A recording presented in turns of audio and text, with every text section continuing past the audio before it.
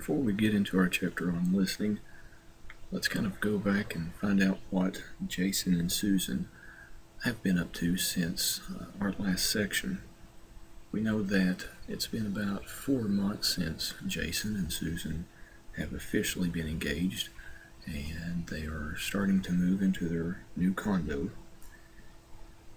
And they went out to dinner the other night, and after dinner, Jason, he still started thinking about that one time where they had that horrible miscommunication about the station. He tried to remember all the details of their phone conversation that day. He had phoned and told Susan to meet him at the station at 5. He had also stressed that she should not be late. She had sounded annoyed, and her tone was abrupt, and she had talked very quickly. Maybe she hadn't heard him say at the time, but maybe she was just listening. Maybe she wasn't listening. Sometimes Susan would tune him out completely when a client or someone else walked into the room, and maybe that had happened this time. Jason was frustrated and depressed. The train sped on without Jason. He started moping and feeling sorry for himself. Of course, now that they can almost laugh about it because it was just a misunderstanding, but he's wondering, what can I do to make sure this doesn't happen again? Well, Susan, she has been thinking about this as well. She was thinking about their phone conversation that day, and how he had called him at a very busy time, and she knew that he had sounded sharp with him. Sometimes when he called and she was busy, she had to ask him to repeat information because a client or a coworker was also talking to her at the same time. If there were too many things happening, Susan's brain would just shut down. Sometimes Jason would get annoyed and say things like, "Did you hear me? Well, you never listen to me. Aren't you paying any attention to what I'm saying? I know you heard me. Answer me." Jason was going to think somehow that she's always tuning him out. Now, what can she do to change her listening styles? She's thinking here in the future, because she didn't want something like this to happen in their relationship. All of the years that I was in college studying communication, I've taken many undergraduate and graduate courses in communication. And out of all the graduate courses that I have taken in communication, I have never taken one course in listening. What about you? Whenever you were in high school, was there a certain class that was titled listening? Probably not. Some of my graduate courses that I took in communication were interpersonal communication, rhetoric, professional presentation, basic public speaking, just like you have in your freshman year, communication in social movements, persuasion, argumentation and debate, group communication, small group communication, business communication, legal communication, healthcare communication, intercultural communication, interviewing, conflict, and not one class did I take in listening. Matter of fact, I went to a bunch of different universities' websites to see what types of courses that they offered in undergraduate and graduate classes, and I found 2 universities that offered more than one class in listening. So that says something about ourselves. We spend an awful lot of time talking, but no time listening. All of those courses that I mentioned, the majority of that has to do with us talking and not a lot about us listening.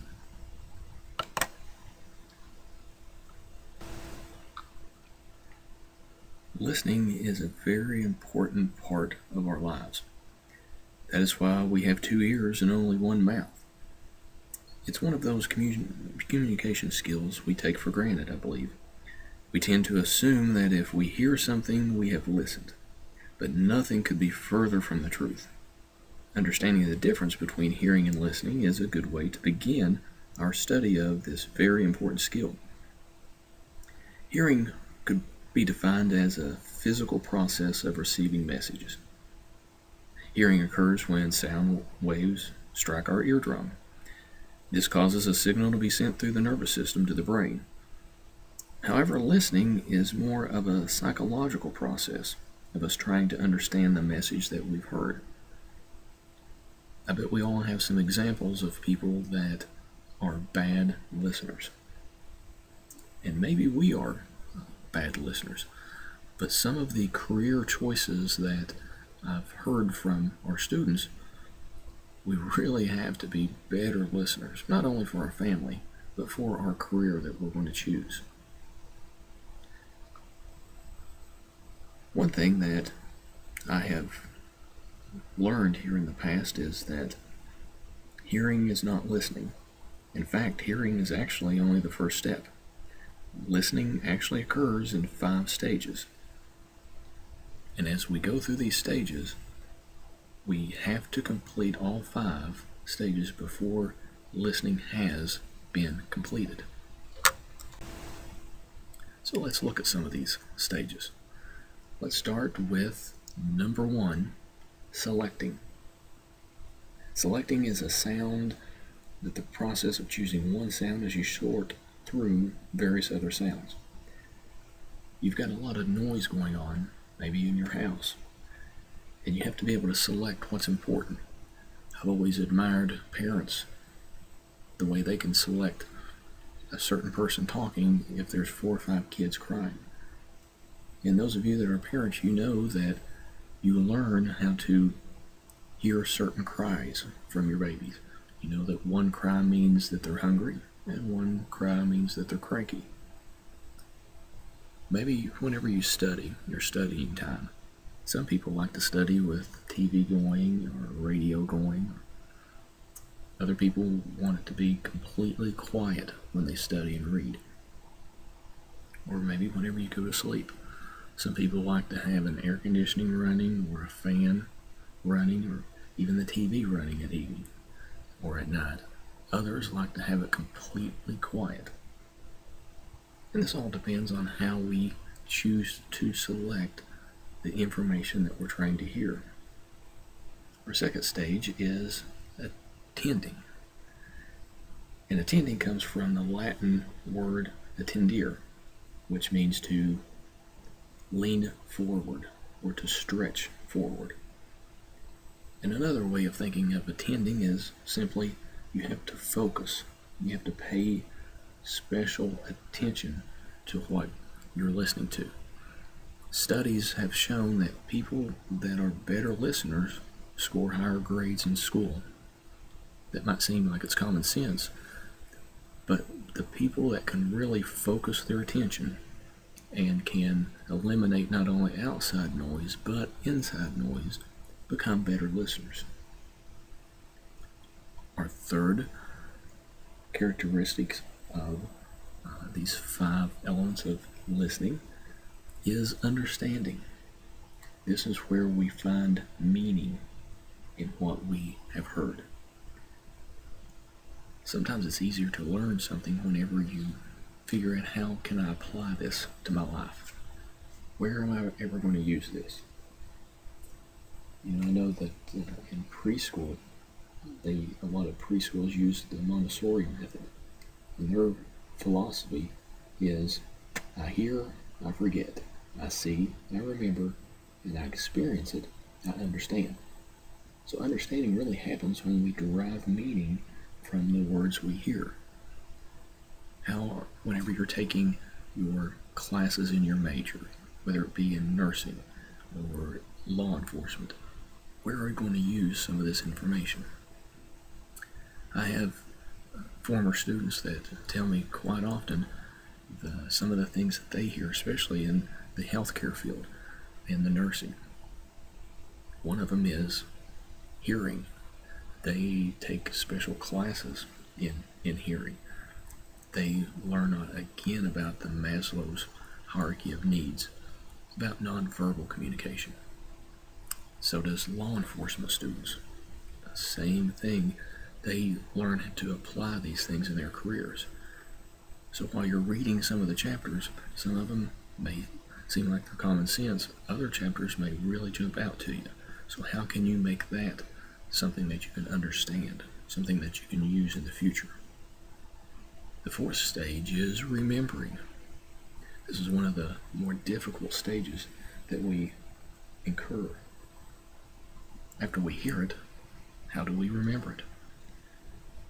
There was a statistic that was done a few years ago where they got 40 people and they asked them to rate their listening abilities. It was a scale from 1 to 10, 1 being the lowest and 10 being the highest. The majority of the participants rated themselves a 7, so a little bit better than average. Then they were given a test on something that they had heard, and whenever they responded, they found out that they all actually scored as a 3. So a lot of times we think we hear more than we do, and this really hurts our remembering. A lot of times we will listen to some things. We go in autopilot, for example. We have miscommunication because we think we've heard the entire message, but we haven't. The last stage is responding. We must provide a response to the sender of the message we have heard, paid attention to and evaluated and even remembered. This is the stage where we provide an answer or an action that serves as a reply. We can also think of this as feedback. I believe we saw this in the communication chart. Through the communication channel, the sender and the receiver, and you can have feedback. This is another word for responding, but this is very important. One time, whenever I was interviewing for a job, it was a job at one of our larger industries, and I was asked to be at the human resource office at 9 o'clock. Well, my first thought was, okay, I'm excited about this position, but 9 o'clock, they work 24 hours a day. I'm assuming they mean 9 o'clock in the morning. And the person that called said, do you know where we're located, where the main offices are? And I asked them, I said, is this at another part of the county? And they said no, and they said, we are located right in front of this industry. So I told them, I said, I'm pretty sure I know where you're located. Didn't think of anything else. I should have asked questions. I should have told them that I understood the information that was exchanged. I ended up showing up early for the interview, but I was at the wrong building. And it took them 15 minutes to find out why I was there and where I should have been. By the time I made it to the second building, and there was a lot of security I had to go through, I was 10 minutes early for the interview. If I hadn't have left early, I would have been late for the interview, and I know I would have missed that job. That was my problem. That was my fault, that I didn't respond by saying, okay, you mean 9 o'clock in the morning, correct? Okay, is this building located at this part of the parking lot? What color is the building? What room do I need to go to? I should have responded, but I was really thinking about myself. I was excited for myself that I finally got an interview for this company that I wanted to work for a long time. But this could have been a disaster, and it could have been alleviated if I had responded correctly. Now, some of the barriers we go through, we can hopefully overcome these to help alleviate some of our listening problems that we have. For example, if you look at the screen at number 1, you see that the first one is self-absorbed. This really has to do more with our society that we live in today. We live in a society that's all about us. We are focused on our needs rather than on someone else's. The message is about us and not about you. This is also a thing that we call conversational narcissism. Being in love with oneself. We want to talk about ourselves. We see this a lot in social media, and social media is actually creating more self-absorbed listeners. If you look at Twitter or Facebook, a lot of the things that are put up on these sites, it's all about us. Here's what my child done at the ball game. Here's an award that I received. Here's my new car. Here's my clean car. Whatever it is, it's usually about us.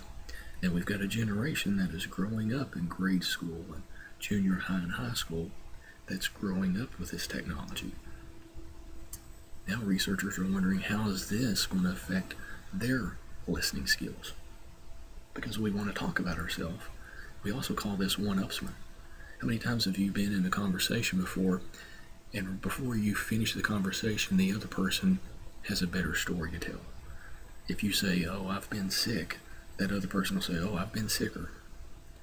Or if you say that you worked hard that day, they've worked harder. People want to one-upsman.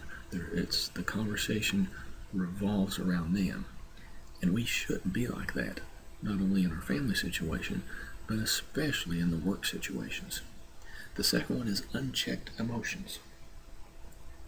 With unchecked emotions, what we do is we let our mind wander, and there might be something about the speaker we don't like. So what do? We don't listen to the person. Maybe somebody speaks loud and very forceful. Maybe they have a speech impediment. Maybe they stutter. That doesn't mean that the information that they have isn't good information. It means there's something about them that we just don't like. Maybe they have a know-it-all attitude, and we just don't want to listen to them. The third one is called criticizing the speaker. This is kind of where we ambush the listener. The person who may be overcritical and judgmental when they're listening to others. Maybe you just don't like their tone of voice. Maybe they're always whiny. Maybe they're a person that always interrupts. And if they always interrupt, why should you listen to them? Maybe you just don't like what they wear, the way they dress. There's something about that person that you don't like, so whenever they talk, you're automatically going to shut them off. Or they're going to shut you off. We also have a differing speech and thought rate. We normally speak at a rate of 125 words per minute, and we think between 600 and 800 words per minute. So when this happens, sometimes we get ourselves in a lot of trouble. Maybe we get on autopilot and we think we already know what the other person is going to say. Why do we think that? Because we can think faster than we talk. Our brains eventually just tune in and tune out, catching only bits and pieces of what the speaker is saying. And we don't get the full picture of the context of the message. We don't complete all of those 5 steps that we were talking about. And this leads to poor listening habits of filling in the gaps. And when we haven't listened because our minds drift maybe towards sleep or daydreaming or boredom, we don't get all the facts. Then we attempt to respond to the speaker, and we don't even have enough information. So we must make up information to fill the gaps to account for these details that we have missed. I heard a horrible story one time about a nurse who had 30 years of experience. She worked in the prenatal department, and a baby was born with diabetes, and the baby needed to have a certain type of an amount of insulin. And the doctor was talking to the nurse, and the nurse had tuned the doctor out and happened to give the wrong amount of insulin to the baby. The last that I heard of the story was that the baby's brain started enlarging, but the baby survived, and from my knowledge, there wasn't any ill health that occurred over that accident. But the nurse almost caused the death of this small child, and it was all because of listening. I was also talking to some local managers of some of our fast food restaurants in this area, and they said it's very typical for a fast food restaurant to lose $1,500 because of wrong orders, and they blame that on listening. Now, for my business majors, can you imagine if you were the owner of 5 of those small fast food restaurants? You're going to actually lose over $5,000 in missed orders because of listening, poor listening skills. There was a story of a local garage that was going to paint a car for a client. The client wanted the car to be painted so he can put it in car shows, and he had restored the car himself, and he wanted the paint to be a flat black paint. He didn't want any clear in the paint, which is something that makes it shiny. He wanted it to be original. Whenever he went to the body shop, he was talking to one of the people that work there, and over the course of the conversation, after the client left, the people that worked in the body shop assumed that he put so much money in the car that he wants a really shiny paint. So they painted the car with a lot of gloss in it. And the owner, whenever he returned, was furious. So the body shop had to sand it all off and repaint it again, which was a loss of money. This was something that is quite frequent in business. There's statistics out there that says that companies could lose up to $20 million a year because of bad listening skills. The fifth barrier we have is information overload. We live in a world where there's so much information, so much going on. We have iPhones, iPads. We're connected to the world. A lot of people, and we see this in a lot of our high school students now, they can't live without their phone with them. You probably know that it's frustrating whenever you're trying to talk to somebody and they're not even giving you eye contact. They're playing with their phone. This is just a part of this information overload. And then we have external noise. Internal noise is bad. We've talked about before where we have maybe our stomach's growling or we're sick. But there's a lot of external noise that goes on around us that if we can't select what we're listening to, if you're sitting in class and you're constantly watching what's going out in the hallway, this becomes a barrier. And then the last one is listener apprehension. Some people are very afraid that they're going to miss something. And in your classes, the majority of your professors won't have a problem if you want to record their lecture. If you feel that you can get more out of it by recording it, then talk to the professor about that. There's one student I had one time who had listener apprehension overload. She was so scared she was going to miss something that not only did she want to bring one tape recorder in, she brought 2. Professors are fine with that, but please ask them before you record their lecture. So, what should we do? Now what? One of the things that we've talked about so far this semester is listening with compassion or empathy. We need to put ourselves in the other people's shoes, especially my healthcare workers. I know quite a few people that have worked at rest homes. And as the nurse, you may be the only family member that they see. Unfortunately, in our day and time, some families, they can't take care of their parents or grandparents, so they put them off into a nursing home.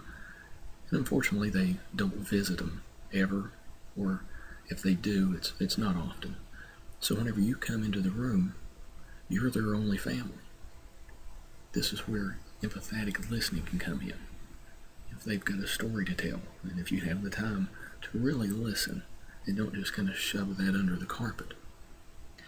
And especially healthcare workers, when it comes to listening, you've got a short amount of time to listen to the symptoms that the patient may have.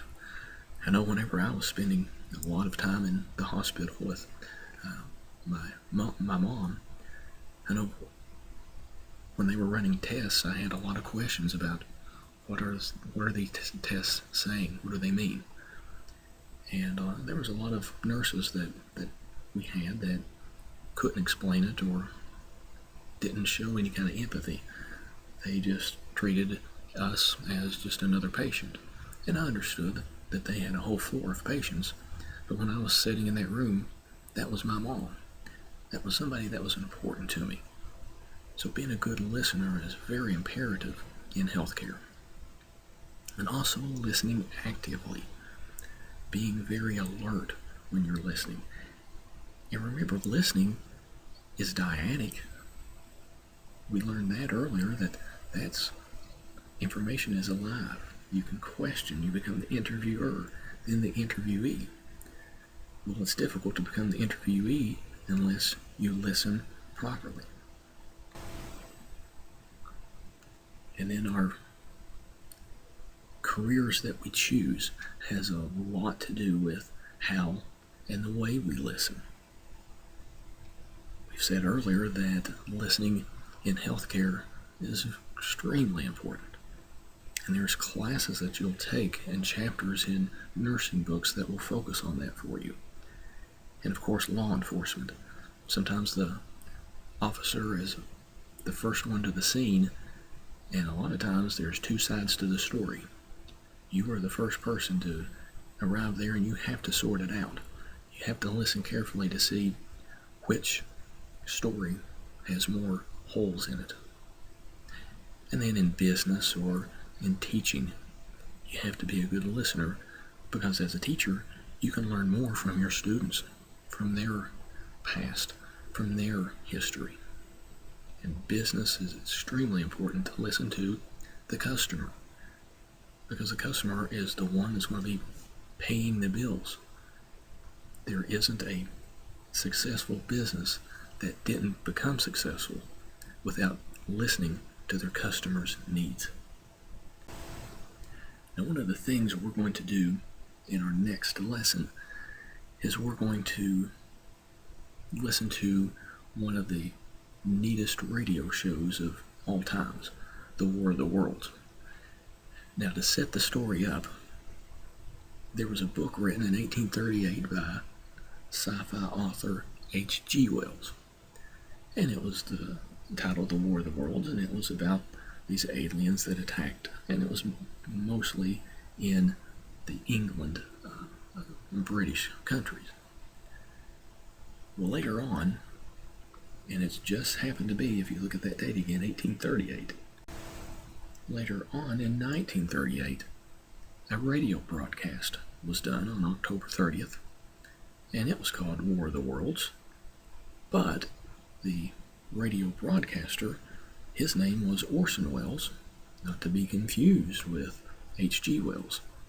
But Orson Welles didn't title this radio show called War of the Worlds. And this radio show caused quite a bit of action to happen in the United States at that time. And there was a lot of controversy that happened over this radio program. We'll get into this more here in a few days, but let me set the scene from what was going on at the time. If you look at the date, 1938, this was before World War II. And for the first time, people were listening and reading stories of what was going on in Germany. A new person was coming to power and was flexing his muscle by the name of Hitler. And people were starting to get worried over his need to control the world. And also, science was starting to take a giant leap.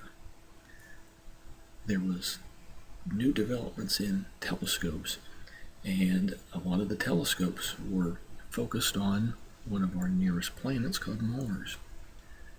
Now, unfortunately, there was a few scientists at the time that once they looked at Mars, they saw these straight lines, and they thought they were canals. And they said, if there's canals up there, these canals are carrying water, and they're carrying water to cities. So they were starting to talk about aliens. Now, most scientists knew that those weren't canals, but the stories that was being printed in the paper, because they were interesting and controversial, was about canals and alien life on that planet. And the third thing that was interesting about this particular time, if you look at that date, October 30th, it was Halloween.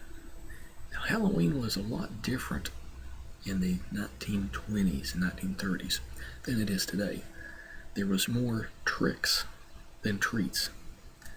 A lot of the kids would go out and play pranks on their neighbors. There's many stories of children out in the country. They would take a tractor apart, believe it or not, and put the tractor, assemble it back on top of a barn, on top of the roof. Other children would go throughout the neighborhood and break windows. In New York, finally figured out a way to try to get all these kids and put them together and have something like a fall festival so that they could keep them out of the streets and try to give them more treats to eliminate some of the pranks that the children were playing. So in the time of the early 30s and mid 30s, people were kind of apprehensive when it came to the time of Halloween. So we had all these factors creating this perfect storm right before this particular broadcast was sent out all over the United States. And this was what was in the New York Times the next day. Radio listeners in panic, taking more drama as fact. So what we're going to do is, before we listen to this, I'm going to send you some questions to ponder while you listen to it. We'll try to figure out, where did they listen wrongly? Why did they believe that this was true? And I want us to listen to this radio program for two reasons. Number one, because this is when listening skills weren't used properly. Number two, we're getting ready to talk about, here in the near future, about verbal skills and having good verbal skills. Well, this generation, they had great verbal skills. We talked about this when we looked at the difference of the generations with the matures. Verbal communication was their primary form of communication. Now, if we go to watch a movie, all the action has been done for us. We actually just watch the movie. Our brains are actually on autopilot because the plot's been set up for us. The visual effects are set up for us. We really don't have to think. But in this day, families would sit around a radio and they would listen to broadcasters tell a story. And when they would tell a story, your mind started creating all these events, what you thought was going on. I've talked to quite a few older people, and they said that they remember listening to radio shows like The Lone Ranger and some of the mystery radio shows. And then whenever The Lone Ranger came out in some of the early TV, they were disappointed because they had imagined this person looking different. A lot of us are the same way. If you've read books and then you went and watched the movie, most people says, oh, the movie wasn't as good as the book. Why? because you've used your imagination. And if you used your imagination, you have created something in your mind. So this group of broadcasters, they were really great at being able to tell a story. So we're going to combine both listening and verbal communication in this one radio story.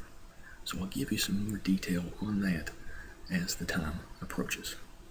But for now, go back and read the chapter and think about how you're going to be using your listening skills with your career of choice.